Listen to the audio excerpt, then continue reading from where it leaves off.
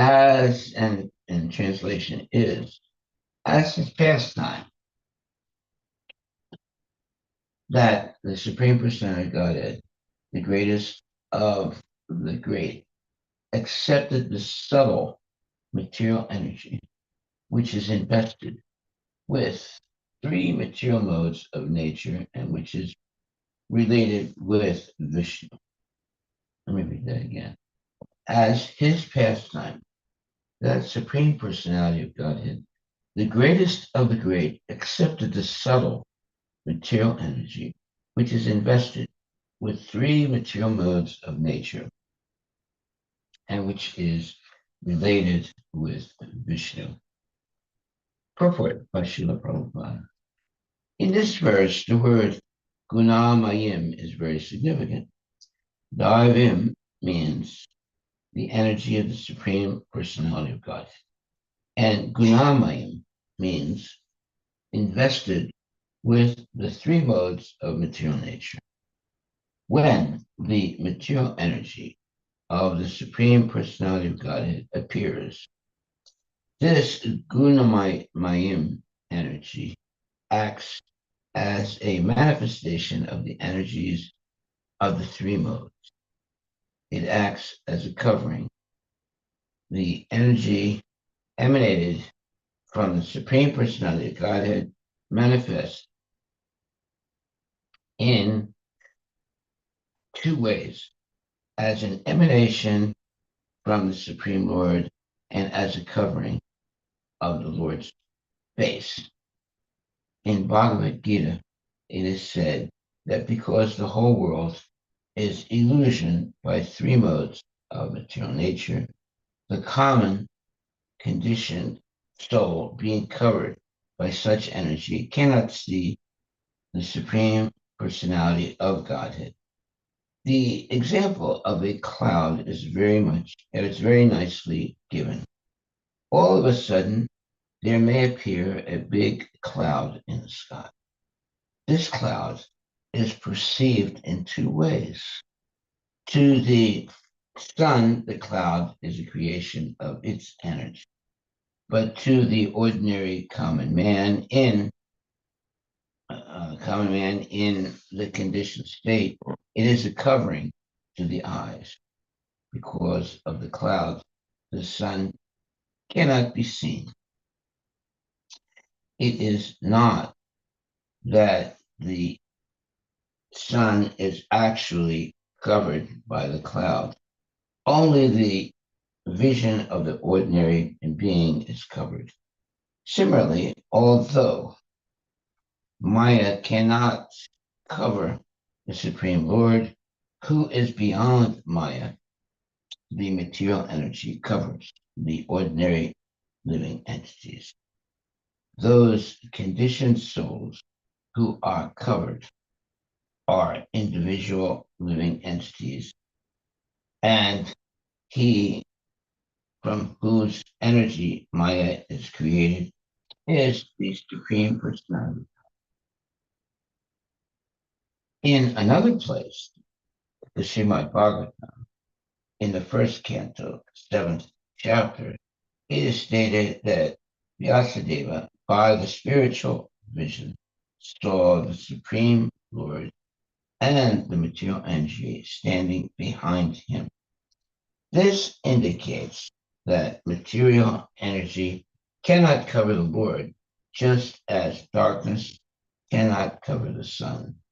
Darkness can cover a jurisdiction which is very insignificant in comparison to that of the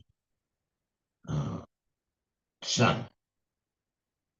Darkness can never, darkness can, darkness can cover a small cave, but not the open sky. Similarly, the covering capacity of the material energy is limited and cannot act on the Supreme Personality of Godhead, who is therefore called Vibhu, as the appearance of a cloud is accepted by the sun, so the appearance of the material energy at a certain interval is accepted by the Lord, although his material energy is utilized to create the material world. This does not mean that he is covered by that energy. Those who are covered by the material energy are called conditioned souls. The Lord accepts the material energy for his material pastimes in creation, maintenance, and dissolution. But the conditioned soul is covered. But the conditioned soul is covered.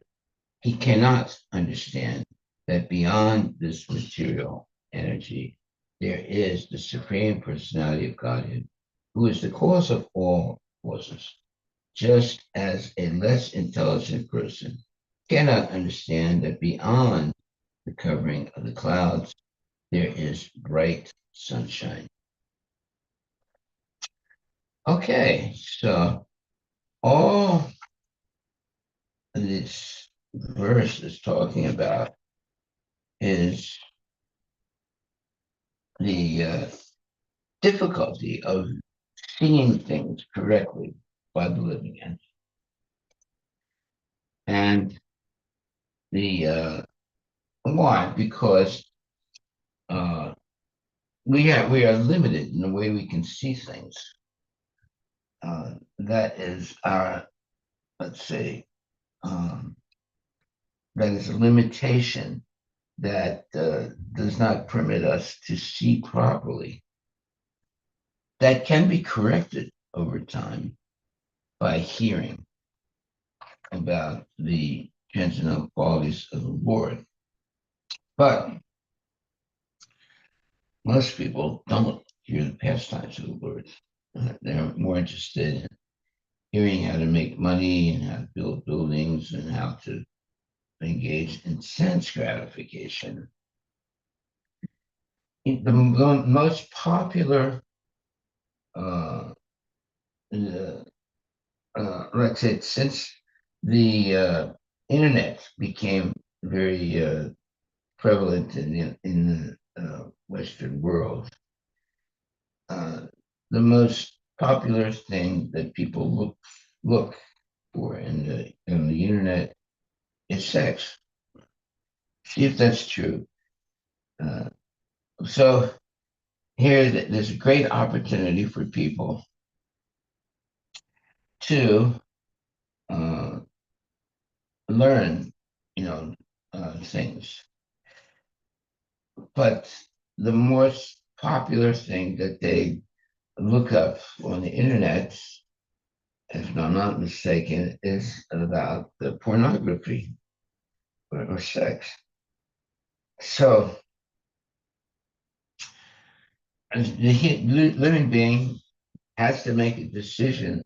What are they going to accept to see and try to understand? So we have eyes, ears, nose, tongue, skin, mind, intelligence, and ego. These are what you would call knowledge acquiring senses.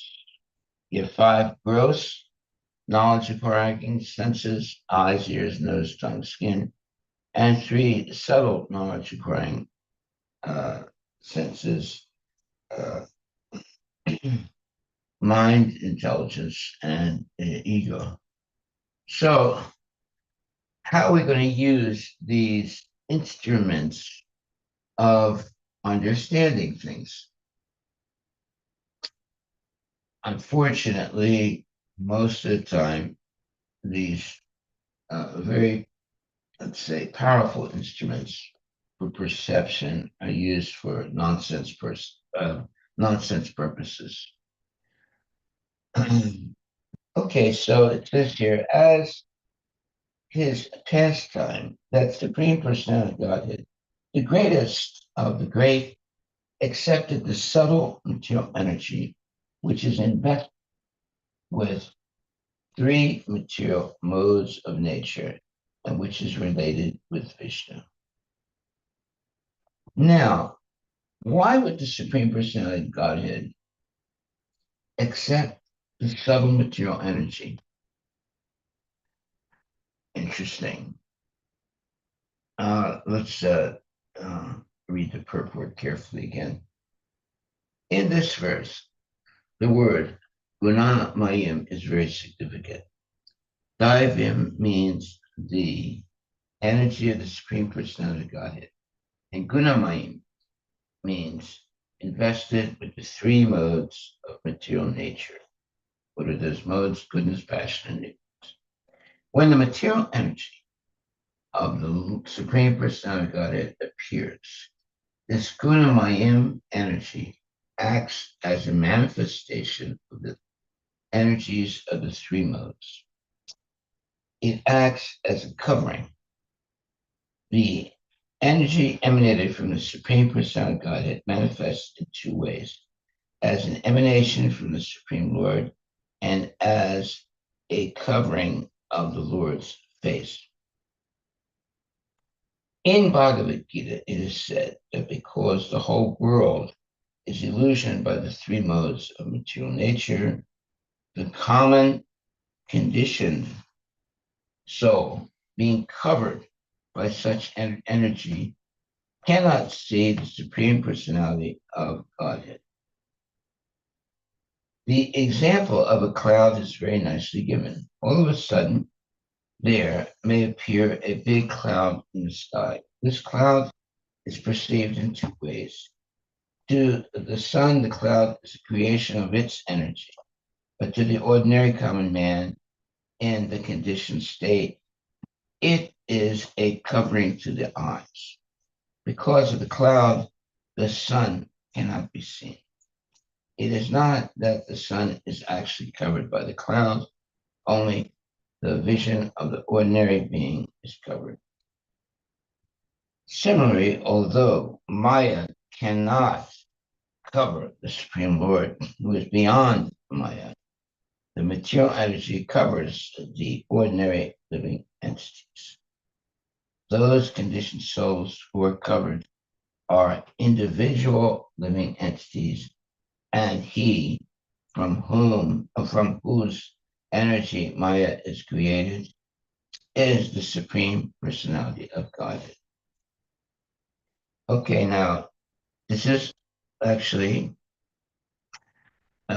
explaining the difficulties of seeing properly. Why? Because when there's a cloudy day, the cloud doesn't cover the sun, but the cloud covers the eyes of a living entity. Normally, we would, without being educated, we think that that the sun is covered by the clouds. But no, the sun is far away from the clouds, above the clouds, and therefore not covered by the living entity is not covered by the cloud. The living entity is covered by the well, the Lord is not covered by the cloud. The living entity is covered by the cloud because living entity uh, does not have the ability physically to rise above the cloud. Now, when you get into an airplane on a cloudy day, when the airplane gets to be 35,000 feet above the surface of the earth, you don't see the cloud. It's not cloudy anymore. You rise above all the clouds. Now you see the sun.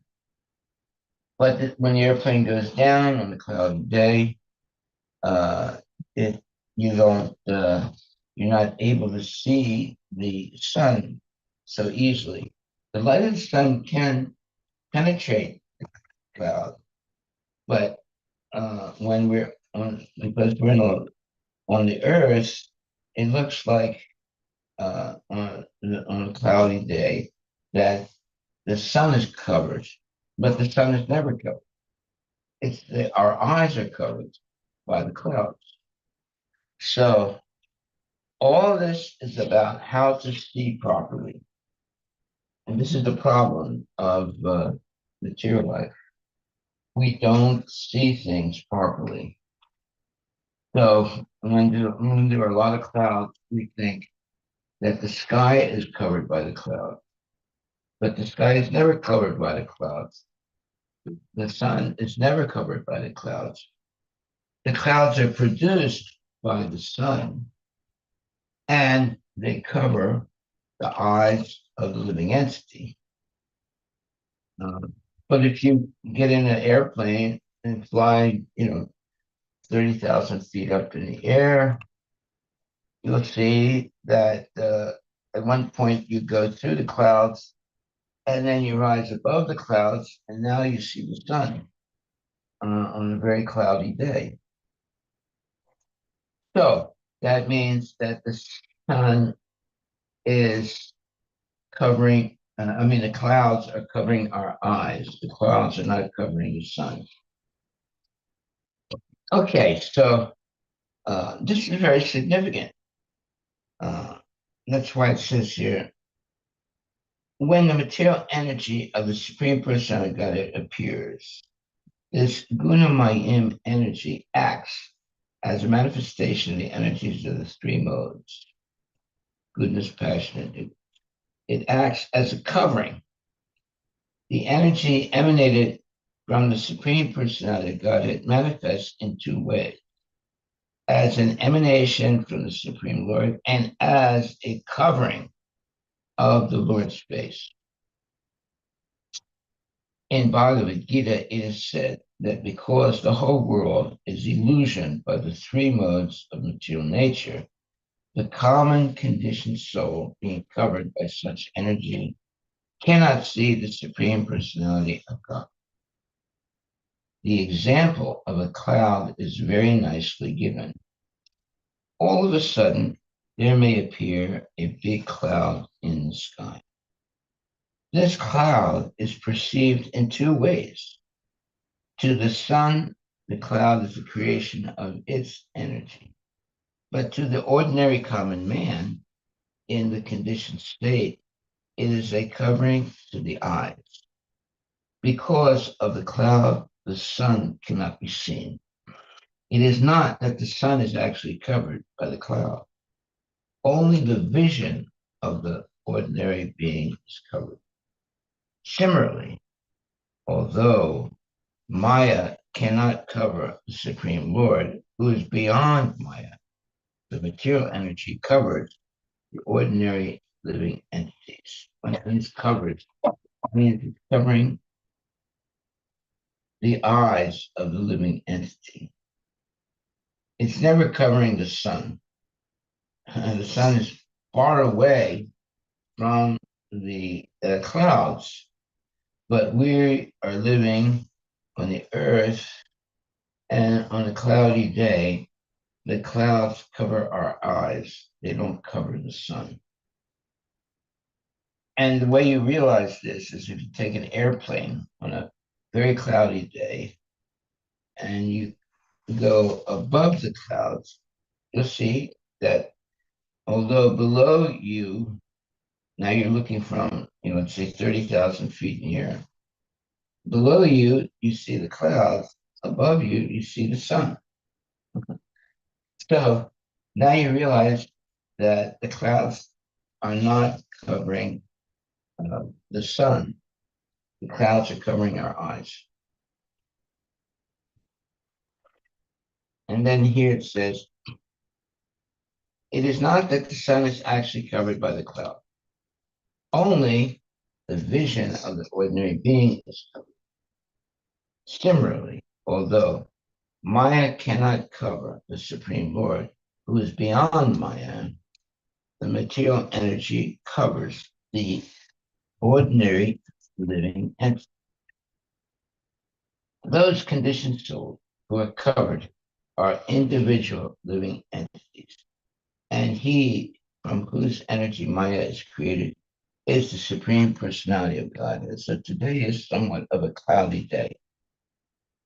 So the sun, I mean, we can tell that the sun is out, is being on a cloudy day. We don't see the sun, but there's still light. Mm. Right? At night, we don't see the sun at all, but we see the moon.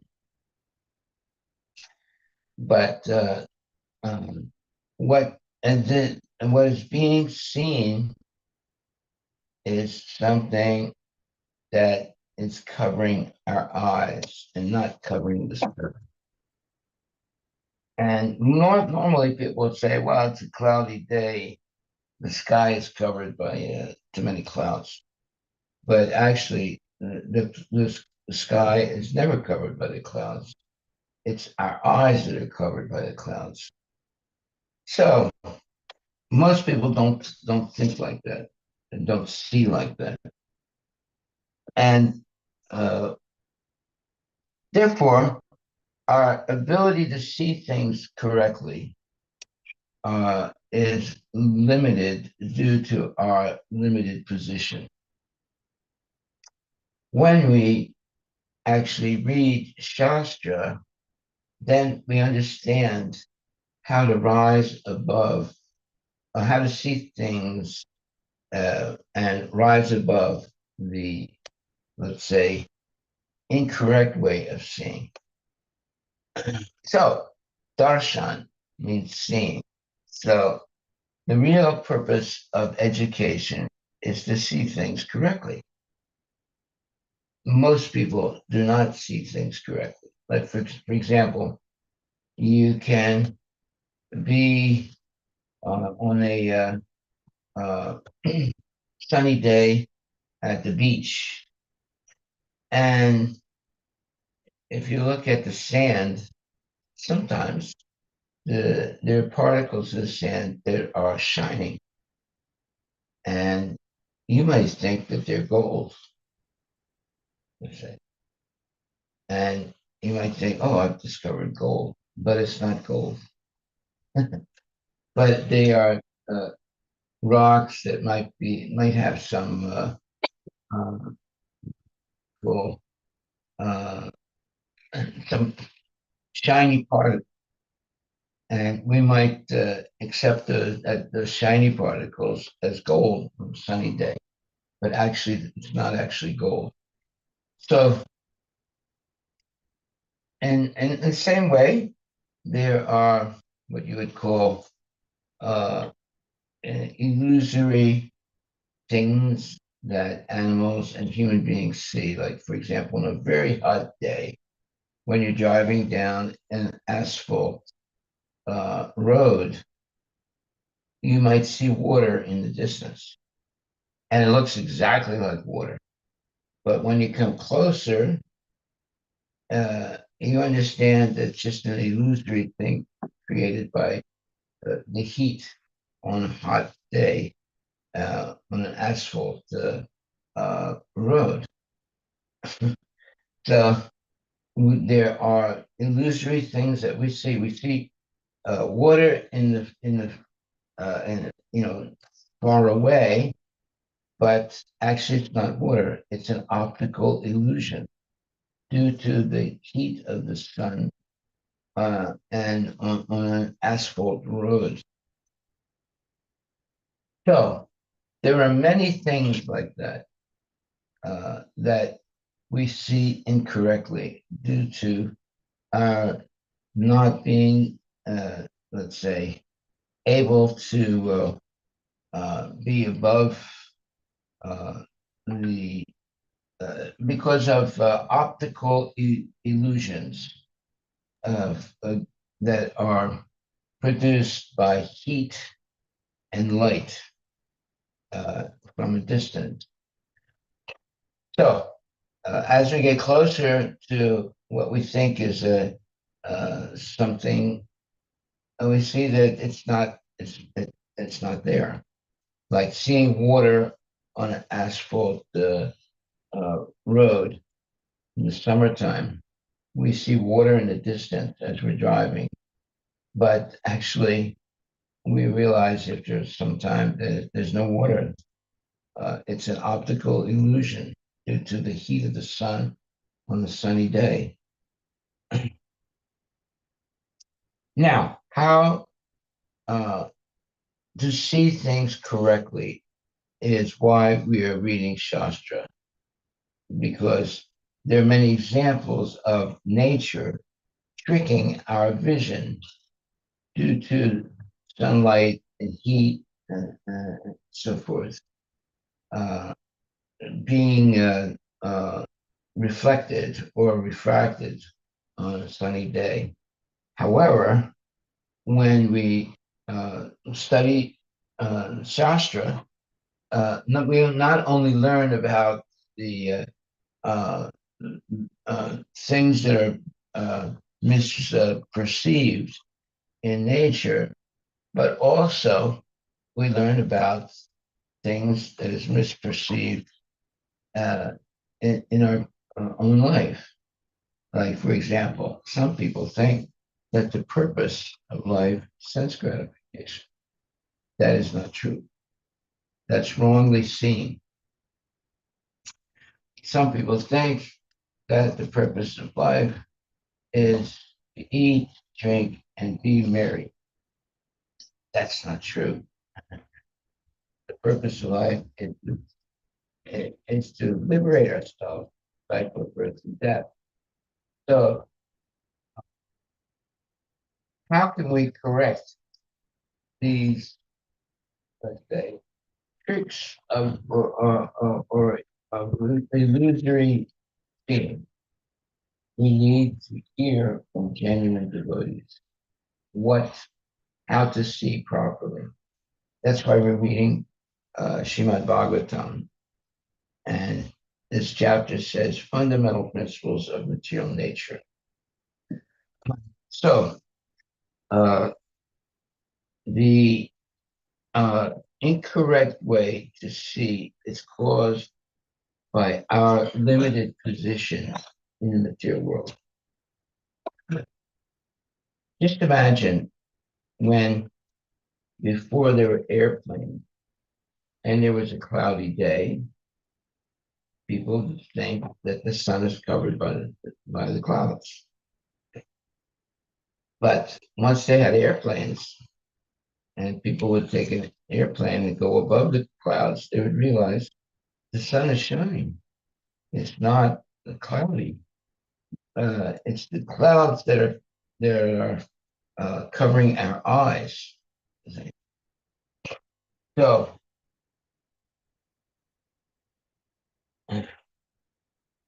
uh, this verse is very profound because it's talking about the subtle material energy, which is invested with three material modes of nature and which is related with Vishnu.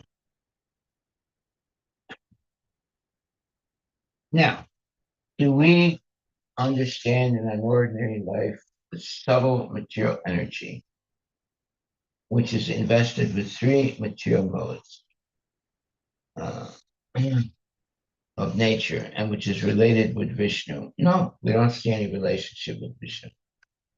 What we see is something that's cloudy and it's covering our eyes. And so we don't actually see properly. And therefore, in the purport, it says, when the material energy of the Supreme Personality Godhead appears, this Gunamayim energy acts as a manifestation of the energies of the three modes. It acts as a covering. The energy emanated from the Supreme Personality Godhead manifests in two ways: as an emanation from the Supreme Lord and as a covering of the Lord's face.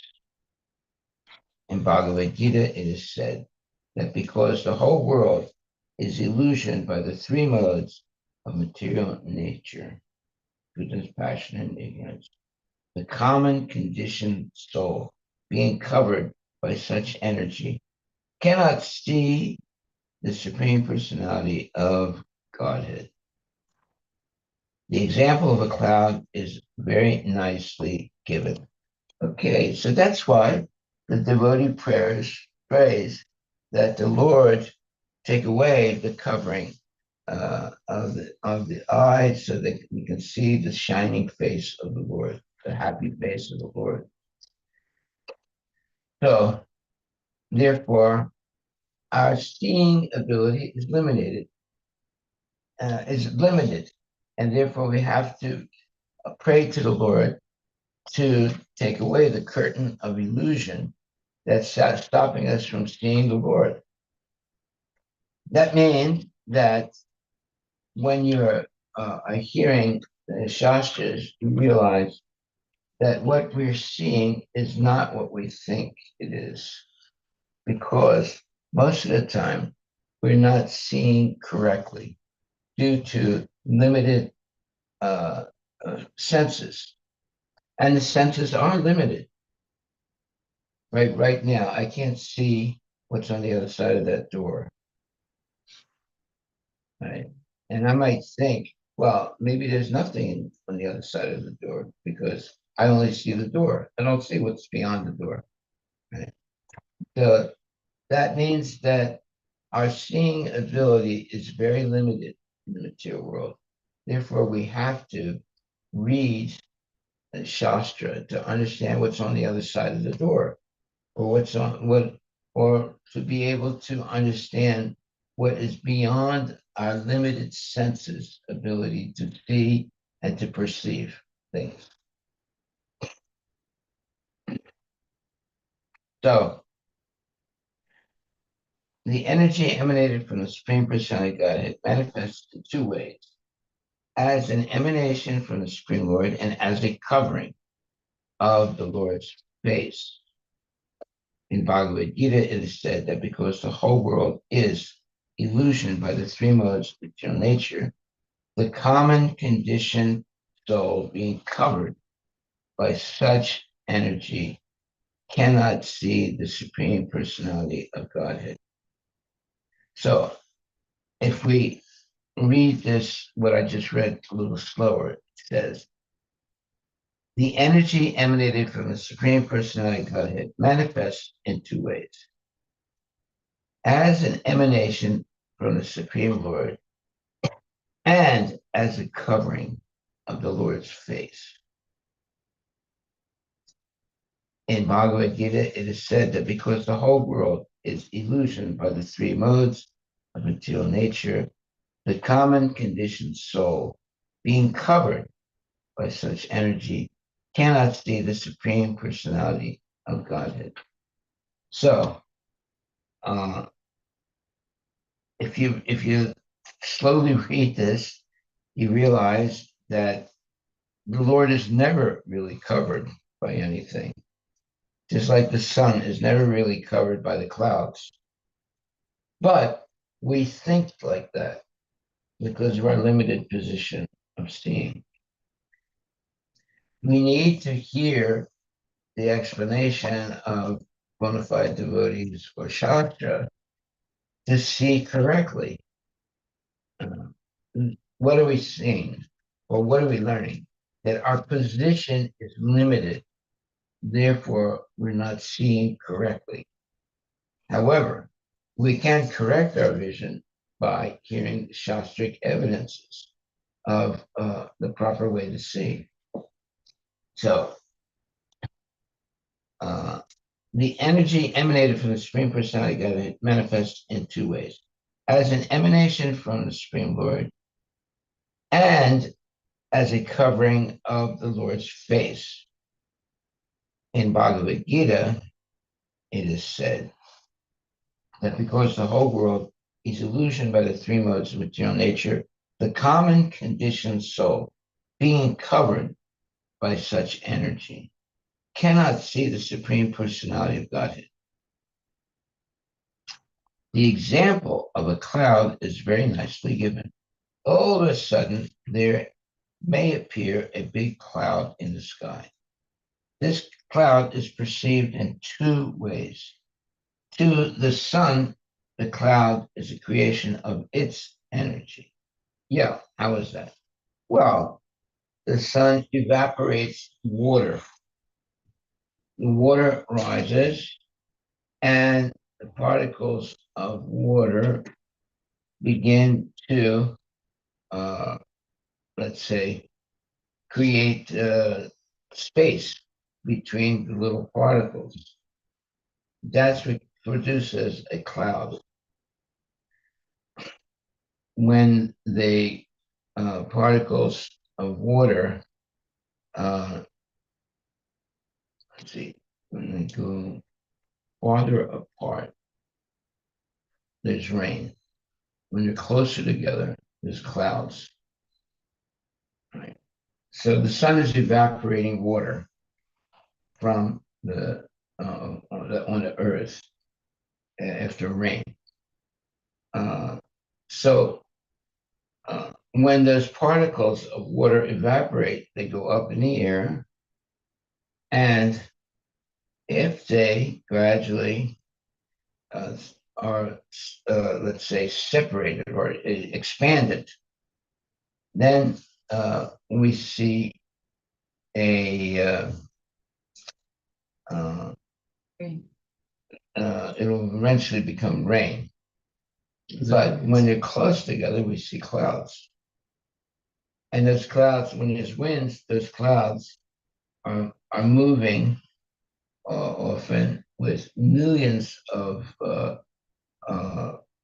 of let's say, gallons of water. It's like a miracle how that happens.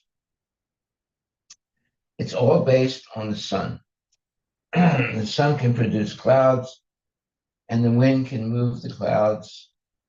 And without that, uh, most of the earth would be a desert. But because of the ability of the clouds to be formed by the sun, and then the wind moves the clouds, and at a certain point, the particles are not close together, then it falls down as rain. So it is actually an engineering miracle. A cloud is an engineering miracle of nature. Uh, and that's produced by Krishna, of course, to uh, to put water. Otherwise, there would be deserts everywhere, all over the world. Okay. All of a sudden, there may appear a big cloud in the sky. The cloud is perceived in two ways. To the sun, the cloud is a creation of its energy. Yeah, it evaporates.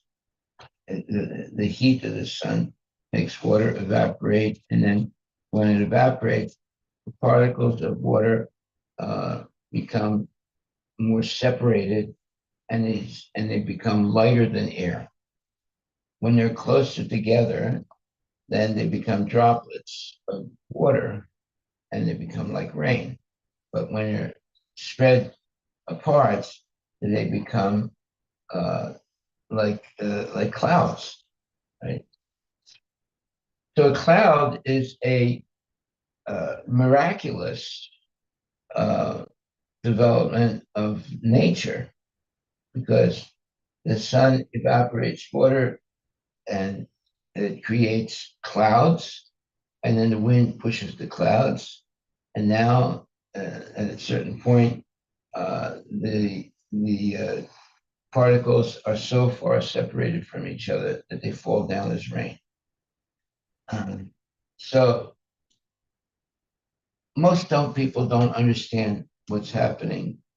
That's why we have to read shastras and books to learn what's actually going on in nature.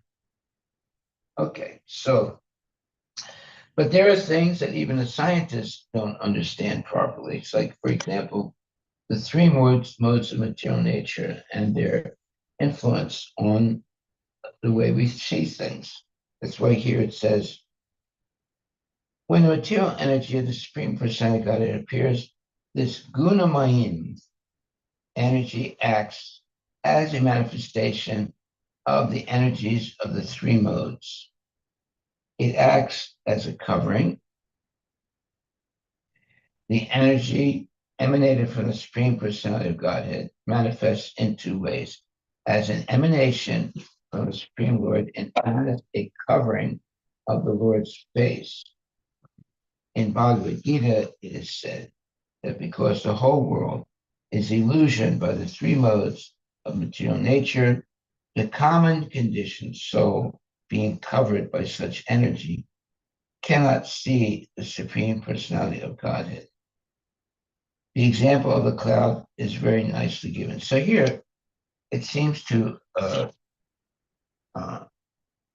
contradict itself. So it says, this Gunamayim energy acts as a manifestation of the energies of the three modes. It acts as a covering. The energy emanated from the Supreme Personality of Godhead manifests in two ways: as an emanation from the Supreme Lord, as a covering of the Lord's face. But actually, the Lord's face is never really covered. It's the eyes of the living entity is covered by the clouds. But the perception is that the sky or the sun or the moon or something is covered by the cloud. So in Bhagavad Gita, it is said that because the whole world is illusioned by the three modes of material nature, the common conditioned soul, being covered by such energy, cannot see the Supreme Personality of God. The example of a cloud is very nicely given. All of a sudden, there may appear a big cloud in the sky. This cloud is perceived in two ways. To the sun, the cloud is a creation of its energy. But to the ordinary common man in the conditioned state, it is a covering to the eyes. Because of the cloud, the sun cannot be seen. It is not that the sun is actually covered by the cloud. Only the vision of the ordinary being is covered. Similarly, although Maya cannot cover the Supreme Lord who is beyond Maya, the material energy covers the ordinary living entities. Those conditioned souls who are covered are individual living entities, and he from whom energy Maya is created is the Supreme Personality of Godhead. In another place, in the Srimad Bhagavatam, in the first canto, 7th chapter, it is stated that Vyasadeva, by his spiritual vision, saw the Supreme Lord and the material energy standing behind him. This indicates that material energy cannot cover the Lord, just as darkness cannot cover the sun. Darkness can cover a jurisdiction which is very insignificant in comparison to that of the sun. Darkness can cover a small cave, but not the open sky. Similarly, the covering capacity of the material energy is limited and cannot act on the Supreme Personality of Godhead, who is therefore called Vibhu. As the appearance of a cloud is accepted by the sun, so the appearance of the material energy at a certain interval is accepted by the Lord. Although his material energy is utilized to create the material world, this does not mean that he is covered by that energy. Those who are covered by the material energy are called conditioned souls. The Lord accepts the material energy for his material pastimes in creation, maintenance, and dissolution. But the conditioned soul is covered. He cannot understand that beyond this material energy, there is the Supreme Personality of Godhead, who is the cause of all causes, just as a less intelligent person cannot understand that beyond the covering of the clouds, there is a bright sunshine. So Everything depends on how we see. And most people see things incorrectly. Therefore, we can only correct our seeing by reading the Shastras. Now, there are explanations by scientists to help us see correctly. But ultimately, even the scientists and their experimental knowledge may not always see things correctly. Therefore, we have to hear from Shastra to ultimately see things correctly. So why? Because we are covered by Maya. Therefore, we cannot understand that beyond this material energy, there is the Supreme Personality of Godhead, who's the cause of all causes. Oftentimes people say, you say there's God, but I don't see God. So how can I believe in God? Well, because their ability to see is very minimal. Therefore, they need the help of genuine devotees and genuine shastras to see things correctly. Uh, that is not, that doesn't really happen as long as there's a false ego. So people with false ego, no matter what you say, they don't really understand things as they are. But if one is humble and willing to hear from the Shastra, then they can see correctly. So people can go throughout their whole life not seeing things correctly. And at the moment of death, when they see Yamaraj, they realize, oh my God, I never thought there was such a creature as Yamaraj. And but now it's too late. I can't stop what's going to happen to me. You know? So, but we can hear about Yamaraj right now and understand who he is and what his purpose is. So his purpose is to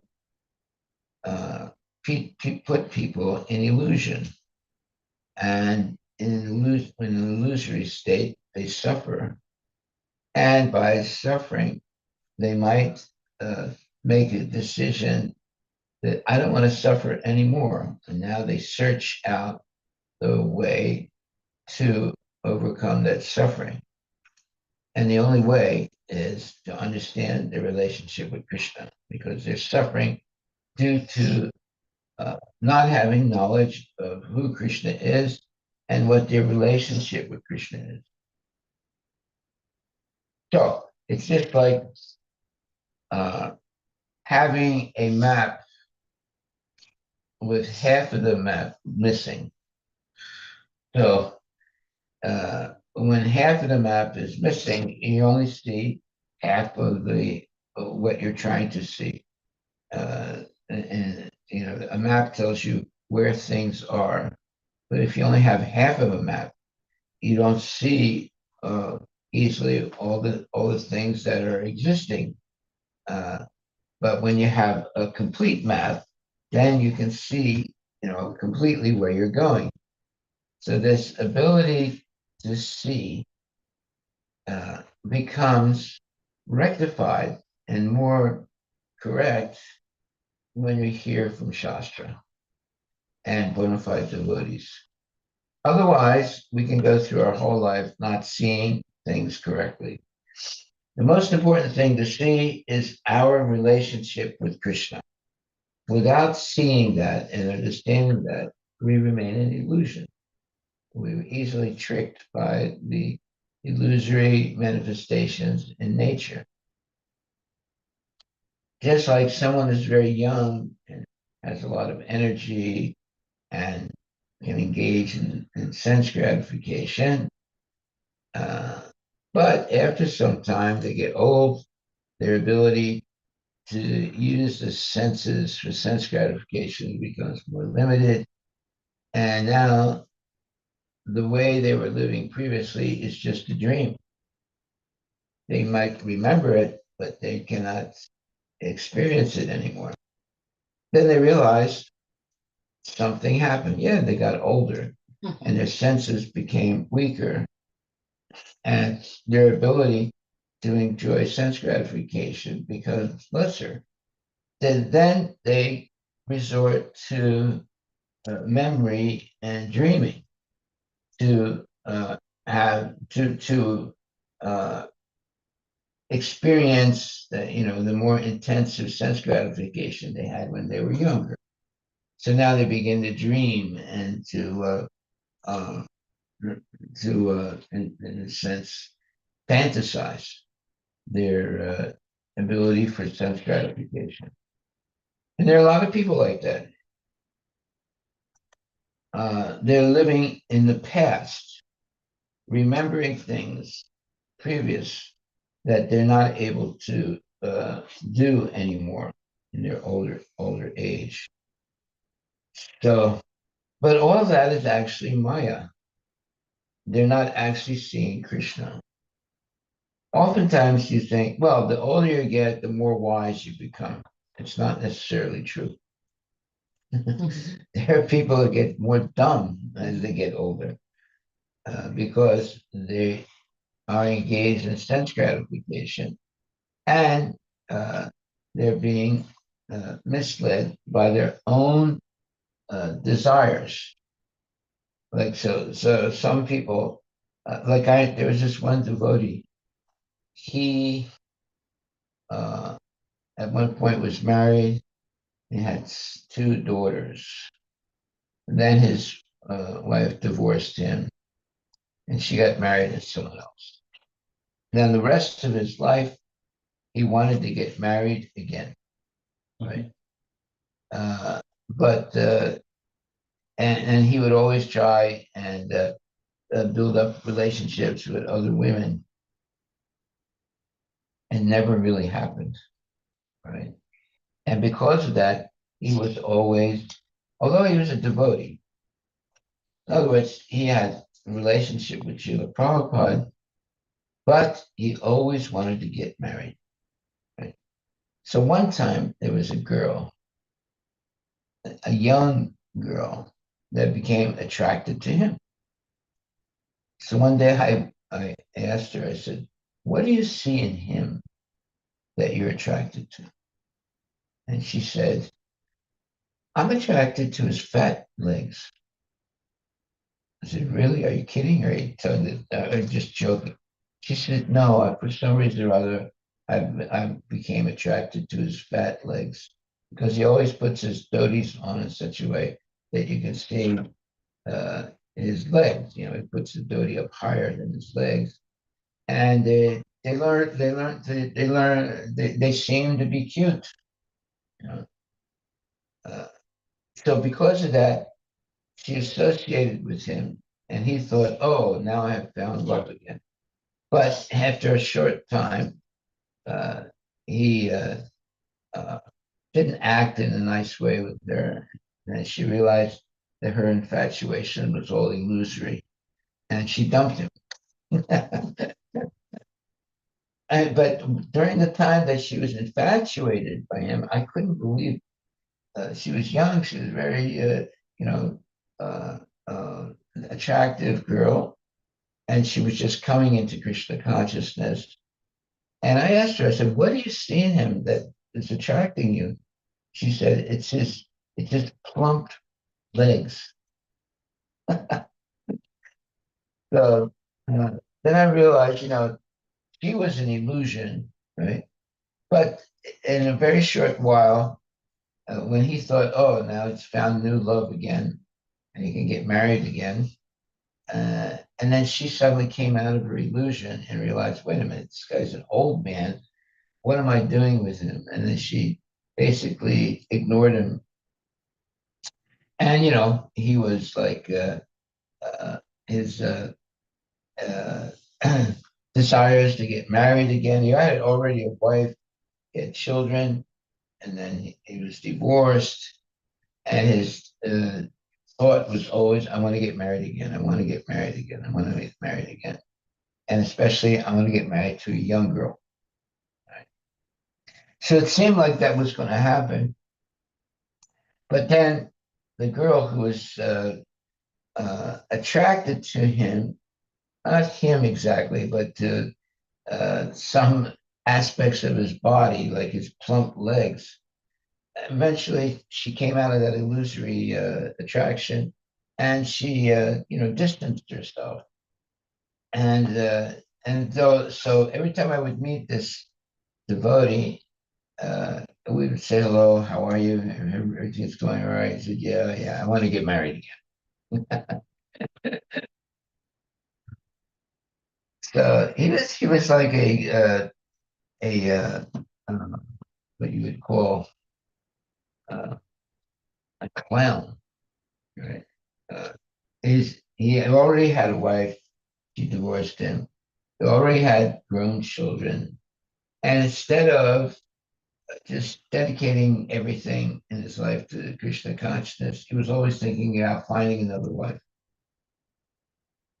In spite of all that, he was actually a good devotee. He was always chanting his rounds, and he had a close relationship with Srila Prabhupada. But he never could get that idea out of his mind, getting married again. Anyway, at a certain point, we have to give up such, uh, let's say, illusory concepts and come to reality. The reality is at any moment we can die. Therefore, we should get serious about knowing more and more about Krishna and not fantasizing relationships with others. Okay. Uh, Maharaj, when he's chanting, shouldn't his attachment to get married reduce? you would think so, but it never, well, it didn't happen uh, for a long, long time. It is so strong for him. Yes. Every time I would meet him, I'd say, "How are you?" He said, "Oh, I'm still trying to get married." So that was in his mind all the time. So uh, that just proves that sometimes we become fixated on something illusory, and it becomes an obstacle in the advancement of our spiritual life. Probably the Lord helped get the illusion out. Both. Well, he was a good devotee. He would chant his rounds every day, right? He would, but he was always unhappy. So I have to get married. I have to get married. But after the episode, did he realize? He did eventually. You know, he died now, but he did eventually because nobody accepted him. I mean, no girl accepted him. At one point, some young girl did accept him for a short period of time. Then she realized what mistakes she was making, and then, but for that short period of time, he was like, ecstatic. Right? And then, the bigger they are, the harder they fall. This is saying in English. So the bigger false ego a person has, the harder they can or the more they can suffer. Right? So that's what basically happened to him, and I'm pretty sure that he became much more serious when he got older and close to death. Maybe. But why? Because whatever we're always thinking about during our living days, and whatever we're experiencing, and then always remembering and uh, and desiring, uh, that's different than Krishna consciousness. That's what we'll see at the moment of death. So we have to be very careful what we're focusing on and what we're desiring. Um, a person can. go through all the emotions of Krishna consciousness, but still be meditating on other things. And there are examples of that. So therefore, just like, the example of the devotee who became attracted to a deer. Yeah. And all his thoughts became transferred from Krishna to the deer. And in his next life, he became a deer. Right. Okay. So are there any questions? It's a long purport, actually. Maharaj, I have a question. Can we control which mode we are in? What's that? What? Can we control which mode we are in? Okay. I mean, Can we control. control which mode we are? Well, the modes are always fluctuating. Like when you're sleeping, you're in the mode of ignorance. When you wake up, you get into the mode of passion. During the day, you might have periods where you're in the mode of goodness, not pure goodness, but you're more in the mode of goodness.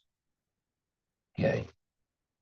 So you can, with practice, always stay in the mode of goodness, but only if you're regulated in Krishna consciousness. If you're not regulated in Krishna consciousness, then there are different periods of the day where, when you sleep, for example, you're in the mode of ignorance. When you wake up, you go in the mode of passion. During the day, it becomes mixed passion, maybe, and goodness, or more ignorance. and then again you go to sleep. So the modes are fluctuating in our life. It's only when you become regulated in practicing Krishna consciousness that you don't have this fluctuation, that you're always in the mode of goodness and eventually transcendental goodness.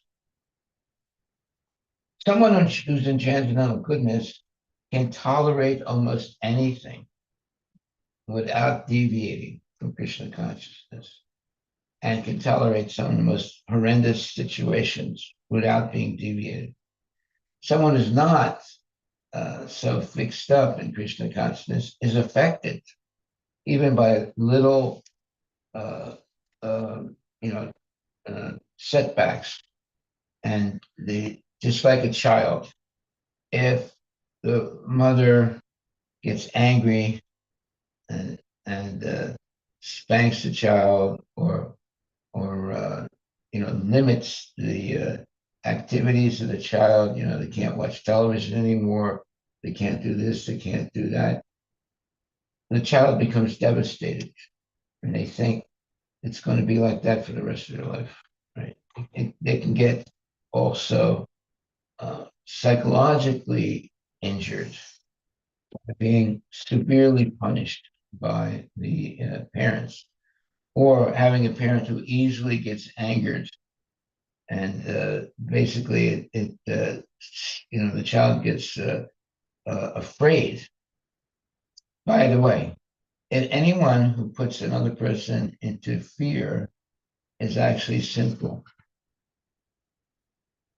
So a parent who actually scares the child, beats the child, and things like that is very, very sinful.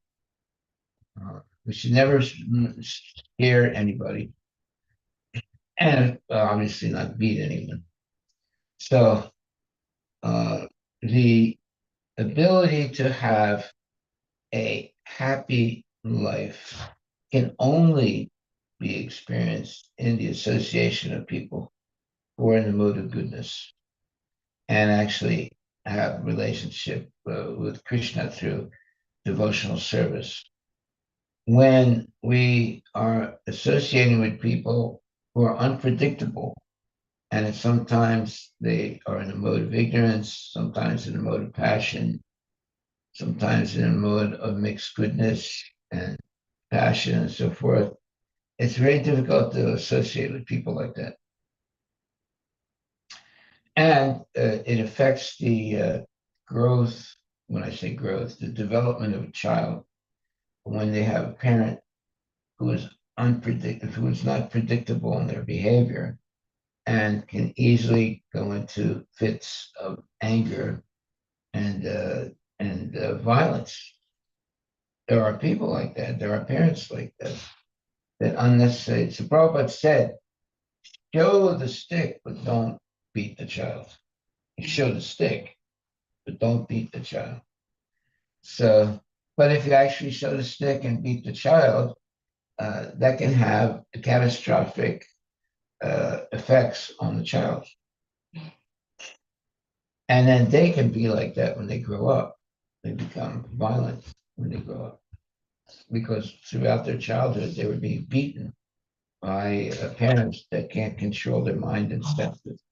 So Prabhupada says, show the stick, but don't use it. Okay. I think we'll stop right there. Very good. Very good. So it says here, this is an interesting example. It says, this material energy is created. Therefore, for anyone who pretends to enjoy, well, that's why there's material energy. It's for people who want to enjoy sense gratification. And it says, for anyone who pretends to enjoy. An example can be cited here that there is no necessity for the government's creation of a separate police department. But because, oh no, is that the verse we're reading? Verse number 3. We're reading number 4, right? 4. Yeah, 4, yeah, got it. I was reading something of 5. All right, so if there are no questions, then we'll stop there. Our takeaway is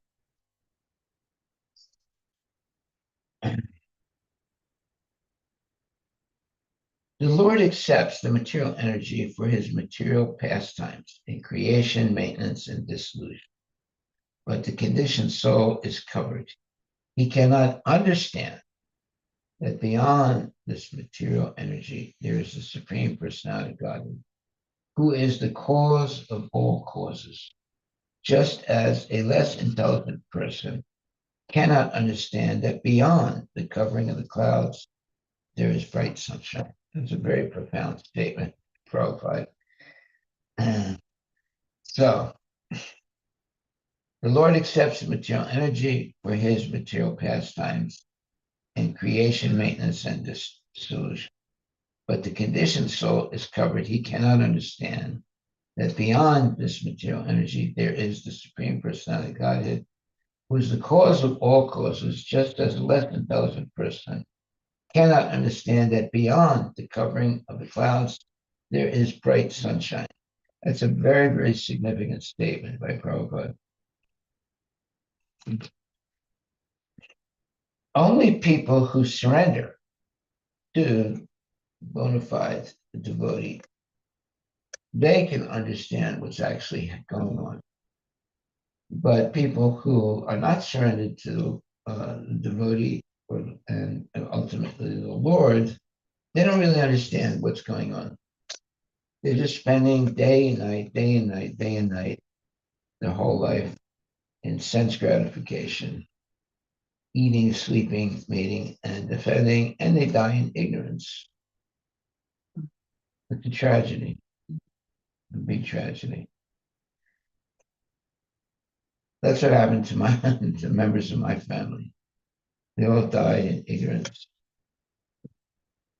And even though, well, I did give them prasadam. I couldn't do it to my father because he died too quickly. When I say quickly, before I was old enough to know about Krishna consciousness. So he died really in a very bad way. He died from cancer because he had all these bad habits, you know, smoking, drinking, so forth. So I was not able to do anything for my father. But yet, I understood at one point that if I become a genuine devotee, that'll help my family also, even my family members who are dead. So I decided I should, if I really love my family, I should become a genuine devotee. And that way I can help them, even though they're not living anymore. And not only them, other people also, of course. So the solution to life's, let's say, enigmatic experiences is to become a devotee and give up sense gratification and use the senses only in the service of Krishna. Now you're in a position to help others and help yourself. But without that, we actually torture ourselves and torture other people by all kinds of broken relationships and then becoming, morose or illusioned and chasing phantoms of illusion. So whenever if you ever read the book Don Quixote, he was always chasing phantoms, illusory phantoms. He was a warrior, so he would always be on his horse with his weapons, chasing phantoms. It's a very interesting book, Don Quixote. Uh, it's all about this man who's he has a horse, he has weapons, and he's always chasing phantoms, things that don't really exist, but he thinks they exist. It's amazing, although these are, fictional stories, the people who write those stories sometimes they come close to the things that we think about in Krishna consciousness. So the whole history of Don Quixote is all about a person who is living in a bubble of illusion and chasing phantoms of illusion that don't really exist. Right? So, and there are people like that. So you see that you have these very clever not poets, but writers that, they write books like Don Quixote to make a statement to people. But they can very, let's say, profoundly explain the problems, but they never explain the solution. Yeah. You know, you can read books, big, thick books, they're explaining all the problems, but they never explain what the solution is. Absolutely, ma'am. Yeah. Alright. So time check for it. Thank you. Of course, the problem. TJ. Hare Krishna, we'll see you again tomorrow morning. Today again there is a home program. So we'll see you there. We'll see you tomorrow. Hare Krishna. Yes. So tonight we're going to explain the problems and the